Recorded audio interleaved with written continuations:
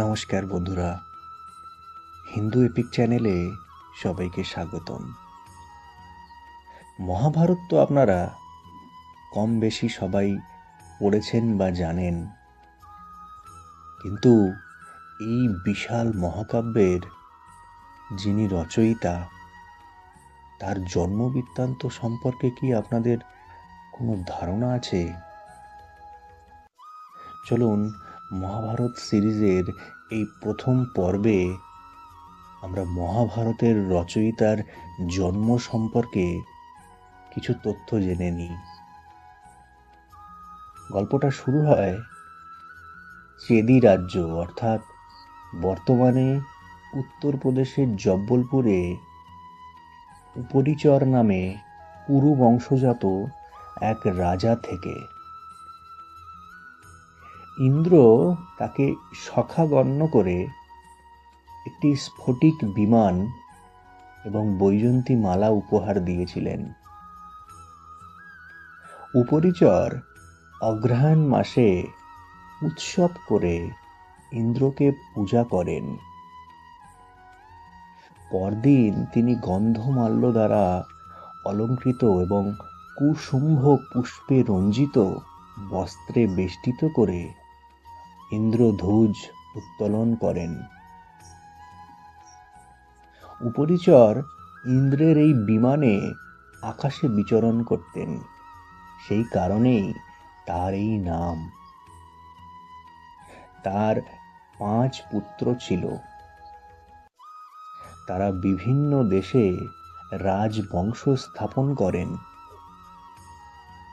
উপরিচরের রাজধানীর নিকট শুক্তিমতী নামে একটি নদী ছিল। কোলাহল নামে এক পর্বত এই নদীর গর্ভে এক পুত্র এবং এক কন্যা উৎপাদন করেন। রাজা সেই পুত্রকে সেনাপতি এবং কন্যাকে বিবাহ করে মহিষী করলেন। একদিন মৃগয়া করতে গিয়ে রাজা তার ঋতুস্নাতা রূপবতী মহিষী গিরিকাকে স্মরণ করে কামাবিষ্ট হলেন এবং স্থলিত শুক্র এক সেন পক্ষীকে দিয়ে বললেন, তুমি শীঘ্র গিরিকাকে গিয়ে দিয়ে এসো। পথে অন্য এক সেন পক্ষীর আক্রমণের ফলে শুক্র যমুনার জলে পড়ে গেল। অদ্রিকা নামে এক অপ্সরা অভিশাপ পেয়ে মৎস্য হয়ে সেই যমুনার জলে তখন বাস করছিল। সেই অদ্রিকা রাজার শুক্র গ্রহণ করে গর্ভিণী হলেন এবং 10ম মাসে ধীবরের জালে ধরা পড়লেন। ধীবর সেই মৎস্যের উদরে একটি পুরুষ এবং একটি স্ত্রী সন্তান পেয়ে রাজার কাছে নিয়ে এলো। অপ্সরা তখনই অভিশাপ মুক্ত হয়ে আকাশ পথে চলে গেল। উপরিচর ধীবরকে বললেন, এই কন্যা তোমারই হোক। পুরুষ সন্তানটি পরে মৎস্য নামে এক ধার্মিক রাজা হয়েছিলেন, যে রাজার কাহিনী আমরা মহাভারতেও পড়ব। সেই রূপগুণবতী কন্যার নাম সত্যবতী, কিন্তু সে মৎস্যজীবীদের কাছে থাকত, সেজন্য তার অন্য একটি নাম মৎস্যগন্ধা। একদিন সে যমুনায় নৌকো চালাচ্ছিল। এমন সময় পরাশর মুনি তীর্থ পর্যটন করতে করতে সেখানে এলেন। অতীব রূপবতী মৎস্যগন্ধাকে দেখে মোহিত হয়ে পরাশর বললেন, সুন্দরী, এই নৌকার কর্ণধার কোথায়? মৎস্যগন্ধা বললে, এই নৌকা যে ধীবরের, তার পুত্র না থাকায় আমি সকলকে পারাপার করি। পরাশর নৌকায় উঠে যেতে যেতে বললেন, আমি তোমার জন্মবৃত্তান্ত জানি। তোমার কাছে বংশধর একটি পুত্র আমি চাইছি। তুমি আমার কামনা পূর্ণ করো। সত্যবতী বললেন, ভগবান, পরপারের ঋষিরা আমাদের দেখতে পাবেন। পরাশর তখন কুজ্ঝটিকার সৃষ্টি করলেন। সর্বদিক অন্ধকারাচ্ছন্ন হল। সত্যবতী লজ্জিত হয়ে বললেন, আমি কুমারী, পিতার কথাতেই চলি। আমার কন্যা ভাব দূষিত হলে কি করে গৃহে ফিরে যাব? পরাশর বললেন, আমার প্রিয় কার্য করে তুমি কুমারীই থাকবে। পরাশরের বরে মৎস্যগন্ধার দেহ সুগন্ধময় হল। সে গন্ধর্ববতী নামে খ্যাত হল। 1 যোজন দূর থেকে তার গন্ধ পাওয়া যেত, সেজন্য লোকে তাকে যোজন গন্ধাও বলতো। সত্যবতী সদ্য গর্ভধারণ করে পুত্র প্রসব করলেন। যমুনার দ্বীপে জন্ম, তাই এই পরাশর পুত্রের নাম দৈপায়ন। ইনি মাতার আদেশ নিয়ে তপস্যায় রত হলেন। পরে ইনি বেদকে বিভক্ত করে বেদব্যাস নামে খ্যাত হন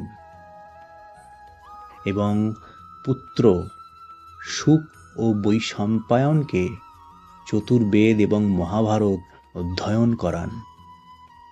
তারাই মহাভারতের সংহিতাগুলোকে পৃথক পৃথকভাবে প্রকাশিত করেন। তো বন্ধুরা, মহাভারতের এই প্রারম্ভিক পর্ব সেটি শুধু পৌরাণিক কাহিনী নয়, আধুনিক জীবনের জন্য গভীর দার্শনিক শিক্ষা বহন করে। চলুন কয়েকটি দিক তুলে ধরা যাক। ব্যাসদেবের জন্ম ছিল একেবারে অপ্রচলিত পরিস্থিতিতে, কিন্তু সেই অপ্রত্যাশিত জন্ম তাকে মহাভারতের মতো মহাকাব্যের রচয়িতা করল। আধুনিক দুনিয়ায়ও দেখি মহত্ব সবসময় প্রচলিত পথ থেকে আসে না। অনেক সময় অপ্রচলিত, প্রান্তিক বা অবহেলিত জায়গা থেকেই নতুন একটি দিশা আসে। তাহলে সমাজে যাদের প্রান্তে ঠেলে দেওয়া হয়, তাদের মধ্যেই অনেক সময় নতুন সম্ভাবনা লুকিয়ে থাকে। তাই আমাদের বৈচিত্র্যকে সম্মান করাটাও ভীষণ জরুরি।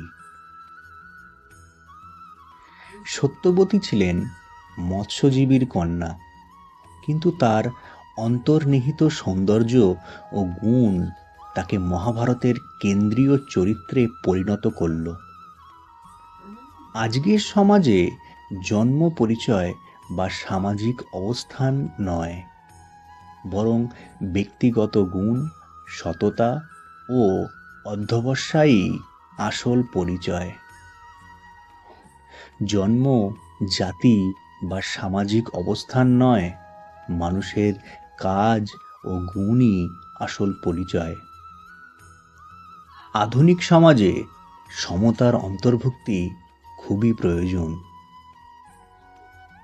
পরাশর ও সত্যবতীর মিলন থেকে জন্ম নিলেন ব্যাস।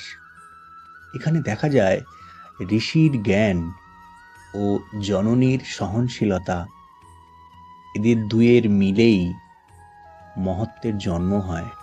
আধুনিক দুনিয়াও জ্ঞান ও সহমর্মিতা একত্রে থাকলে তবেই টেকসই সমাজ গড়ে ওঠে।